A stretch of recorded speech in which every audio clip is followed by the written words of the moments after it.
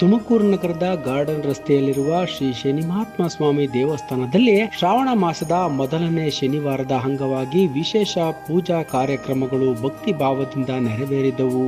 ಶ್ರಾವಣ ಮಾಸದ ಮೊದಲನೇ ಶನಿವಾರದ ಪ್ರಯುಕ್ತ ದೇವಸ್ಥಾನಕ್ಕೆ ಬೆಳಗಿನಿಂದಲೇ ನೂರಾರು ಭಕ್ತರು ಆಗಮಿಸಿ ಶ್ರೀ ಶನಿ ಮಹಾತ್ಮ ಸ್ವಾಮಿಯ ದರ್ಶನ ಪಡೆದು ವಿಶೇಷ ಪೂಜೆ, ಅರ್ಚನೆ ಹಾಗೂ ಪ್ರಾರ್ಥನೆ ಸಲ್ಲಿಸಿದರು. ಶನಿ ಮಹಾತ್ಮ ಸ್ವಾಮಿಯ ಸನ್ನಿಧಿಯಲ್ಲಿ ಭಕ್ತರು ಎಣ್ಣೆ ಅಭಿಷೇಕ ಸೇರಿದಂತೆ ವಿವಿಧ ಪೂಜಾ ವಿಧಾನಗಳಲ್ಲಿ ಭಾಗವಹಿಸಿದ್ದರು. ತಮ್ಮ ಕುಟುಂಬದ ಸುಖ, ಶಾಂತಿ, ನೆಮ್ಮದಿ, ಆರೋಗ್ಯ ಹಾಗೂ ಸಮೃದ್ಧಿಗಾಗಿ ಪ್ರಾರ್ಥನೆ ಸಲ್ಲಿಸಿದರು. ಶ್ರಾವಣ ಮಾಸದ ಮೊದಲನೇ ಶನಿವಾರದ ಹಿನ್ನೆಲೆಯಲ್ಲಿ ದೇವಸ್ಥಾನದಲ್ಲಿ ವಿಶೇಷ ಹೂವಿನ ಅಲಂಕಾರ ಏರ್ಪಡಿಸಲಾಗಿತ್ತು.